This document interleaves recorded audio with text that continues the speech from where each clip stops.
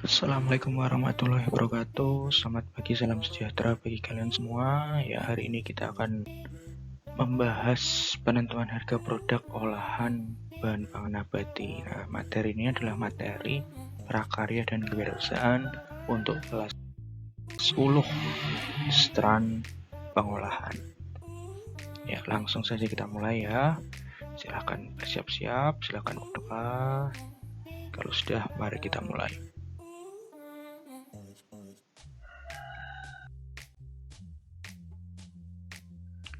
Harga jual itu apa? Harga jual adalah sejumlah harga yang dibebankan kepada konsumen. Jadi seberapa banyak sih uang yang harus dikorbankan oleh konsumen untuk bisa dapat produkmu? Nah, itu adalah harga jual produk. Nah, dari mana sih harga jual didapat? Harga jual itu diperoleh dari perhitungan biaya produksi yang sudah dilakukan. Nah, di pertemuan kemarin kalian sudah mencoba menghitung harga pokok produksi ya, HPP ya. Nah, buat yang belum belajar atau sudah lupa, nanti kalian bisa cek video pembahasannya. Nanti saya cantumkan di sini. Nanti tinggal kalian klik di atas itu ya. Nah, jadi biaya produksi itu tidak hanya dari proses produksi saja, bisa juga diperoleh atau ditambahkan dengan biaya lain. Misal kayak biaya distribusi, jadi pemasarannya itu, promosinya dan sebagainya itu bisa dibebankan ke harga jual produk. Kalau tidak dibebankan gimana? Ya nanti kamu bisa rugi. Siapa tahu kalau biaya produksinya itu jika tidak ditambah dengan biaya promosi dan sebagainya itu bedanya jauh. Nah, nanti kamu bisa rugi nanti ya. Nah, kemarin kita udah bahas tentang perhitungan HPP per unit. Ya, HPP per unit ini nanti kan menentukan berapa banyak biaya yang dikeluarkan untuk menghasilkan sebuah produk. Nah, harga jual nanti diperoleh dari HPP per unit ditambah dengan laba. Nah, metode penetapan harga produk sebenarnya itu ada banyak. Ini 3 di antara banyak itu. Jadi ada pendekatan biaya, cost oriented approach, nanti akan kita bahas. Kemudian ada pendekatan permintaan dan penawaran, supply and demand approach, nanti akan kita bahas di semester depan. Kemudian pendekatan pasar, market approach, juga akan kita bahas di semester depan. Jadi di pertemuan kali ini kita hanya membahas tentang pendekatan biaya saja, cost oriented approach. Jadi apa sih itu cost oriented approach? Cost oriented approach itu adalah metode penentuan harga dengan berdasarkan biaya-biaya yang dikeluarkan di proses produksi hingga pemasaran produk. Jadi harganya ini ditentukan dari mana? Dari biaya-biaya yang kamu keluarkan, baik dalam proses produksi hingga pemasaran, ya, termasuk kemasan dan sebagainya. Jadi itu dijumlah, kemudian ditambah dengan sebuah margin atau laba yang kalian inginkan. Cost oriented approach itu ada 2 secara garis besar. Ada cost plus pricing method dan ada markup pricing method. Nah, bedanya di mana? Kayak kalau cost plus pricing method itu dia biaya ditambahkan dengan sesuatu. Nah, sesuatu itu bisa. Nah, coba kalian lihat sebelah kanan, di situ kan ada cost plus percentage of cost pricing dan cost plus fixed fee pricing. Nah, kalau cost plus yang percentage of cost itu berarti nanti ditambahkan dengan sekian persen dari biaya sebagai labanya.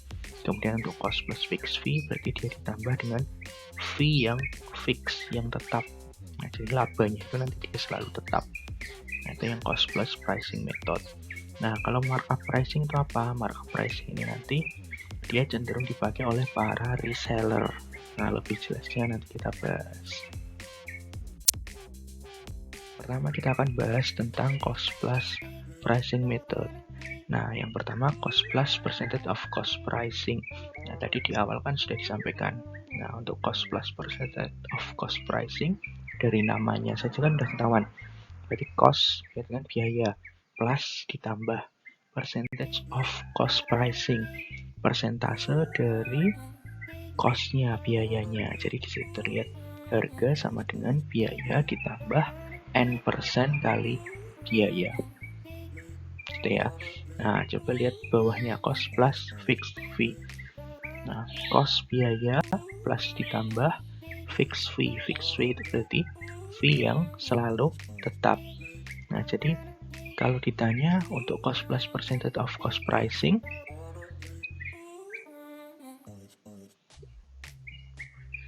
untuk ini cost plus percentage of cost pricing, berarti labanya mana? Labanya berarti yang ini menjadi laba. Kalau yang fixed fee labanya yang mana? Labanya berarti yang ini, seperti itu. Gitu ya, bisa dipahami ya. Nah, ini contoh langsung. Ini udah kita bahas kemarin ya, ini jus Mas Rahman kemarin. Nah, didapat HPP 5.500. Nah, berarti 5.500 ini menjadi ini ya biaya yang dikeluarkan. Nah, ini nanti yang menjadi dasar kita dalam menentukan harganya. Nah, ini kasusnya, apabila Rahman menghendaki laba sebesar 40%, berapakah ia harus menjual jusnya? Di sini ada 40%, pengen keuntungan atau laba 40%.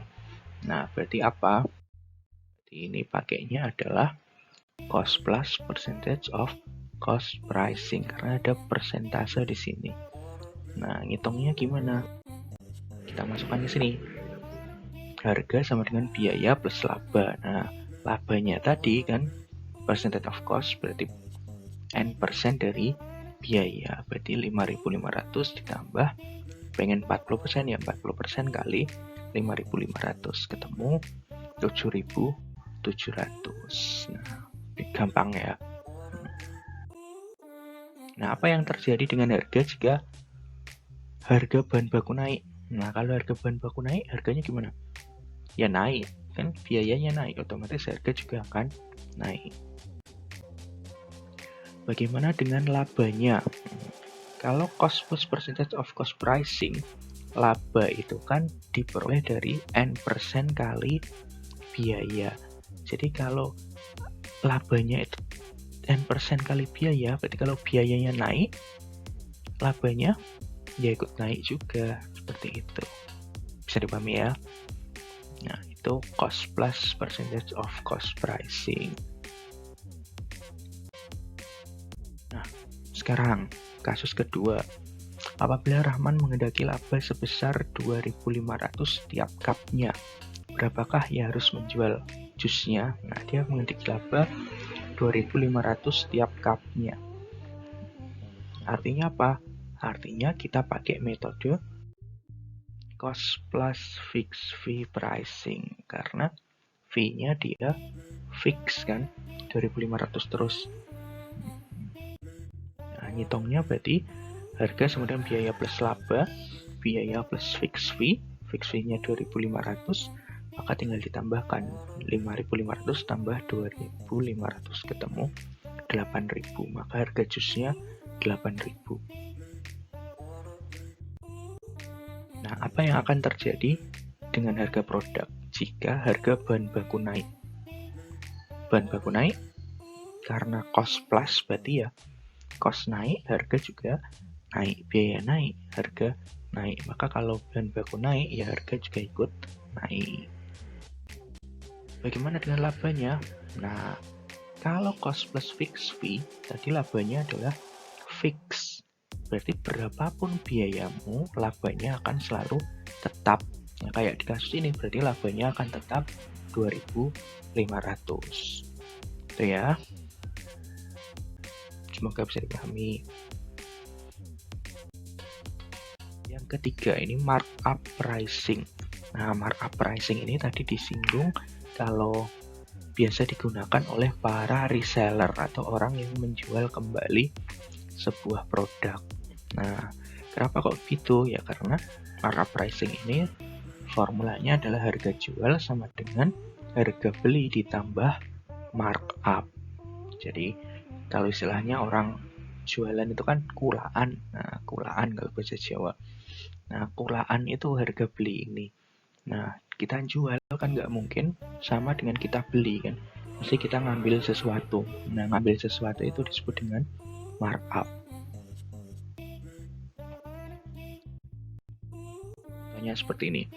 Seorang penjual kurma membeli kurma dengan harga 15.000 per kilogram.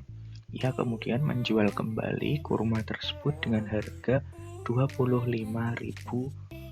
per kilogram. Nah, itu markup. Nah, berarti markup yang diambil berapa? Berarti 25 kurangi 15. Berarti ketemu 10.000 ya. Jadi besaran markup yang diambil 10.000. Nah, pertanyaannya, ya ini tadi. Pertanyaannya, berapakah besar labanya? Berapa keuntungan yang diambil? 10.000?